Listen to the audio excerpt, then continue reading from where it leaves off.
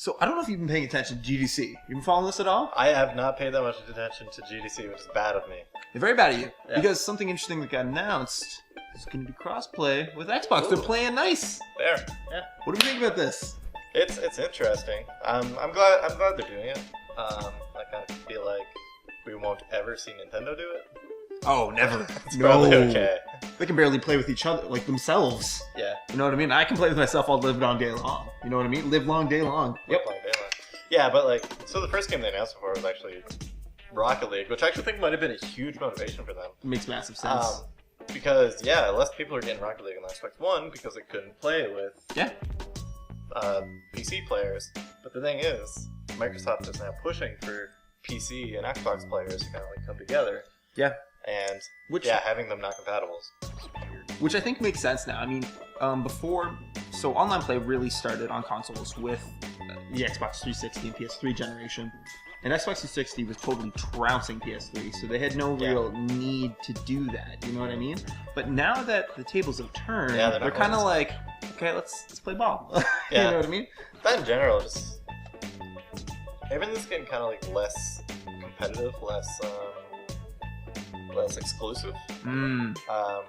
We still see exclusives, but most of them are actually like first-party developer exclusives. Yeah, the third-party exclusive is it's rare. Yeah, it is quite rare. Especially since like a lot of time when you do see a third-party exclusive, like fans of the game are like immediately rallying, PC release, PC release, PC release. Yeah, because PC's always been that kind of neutral ground that everyone's like, PC's cool, man. Yeah. PC isn't trying to outsell. It's like you got the Crips and you got the Bloods, and then in the middle there's Jim. Jim's cool. Jim doesn't give a fuck. Yeah. You know what I mean? That's what you got. Yeah, he's just playing games. So now what I'm curious about, what does that mean going forward? Do you think they're going to do that with other games? And if so, how many first-person shooters are just going to stop playing on console? Because they will get dominated by PC players. So it's just not going to happen for FPSs. Because it shouldn't.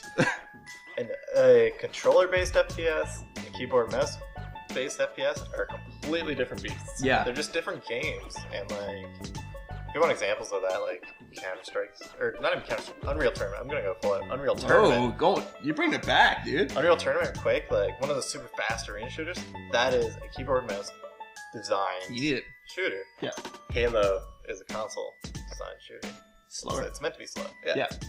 Because you can't do things as quickly. Exactly. Kids would get rocked. Gears of War is another one. Actually, Gears of War was kind of clever. This is a bit of a tangent. Gears of War is really clever because it's that cover-based thing actually meant you only had to look in a cone. Yeah. Which was over the cover. So there actually wasn't even that much aiming. It's just you get the small cone, aim within that cone, which makes more sense for a controller instead of PC where it's like you have a sphere around your character. Right. I can't talk about this much. I know nothing about first-person shooters. Yeah, that's okay. But so you think they're going to do it with other games, and hopefully not FPSs? Yeah, definitely. Well, from the sounds of it, it sounds like they're just kind of opening it up to the developers. The developers are now free to do it. Yeah. Whereas before they had a restriction, developers weren't. That's interesting. Because I'm currently seeing it as like a challenge to Sony. It's like, okay. Because if Sony doesn't play ball with that, then they're going to see some backlash. Especially with how they like pushed it with Rocket League. They're like, so currently, Xbox players can play with the PC players, but they can't play with the PS4 players. But Microsoft's like, hey, we'll allow it if PS4 will allow it. Yeah, exactly. Yeah, they're like, you're a move, basically. So I think that's a smart decision on their part. Probably. Try and get because they lost a lot of loyalty from people still from that E3 conference years ago. Oh man, that's bad. And rightfully so. It was terribly handled. Yep. And I mean, I think they're trying to reverse it, but they're going to be trying to reverse this whole console cycle and probably moving into the next console cycle. Yeah. So we'll see how they come back from that. I don't even know. Well, see, I think they're making steps in the right direction. Yeah, they seem to be. Compatibility. So you know what? Okay, just a small tangent here. Quantum Break. It looks kind of cool, but then they're doing the whole TV show tie-in thing.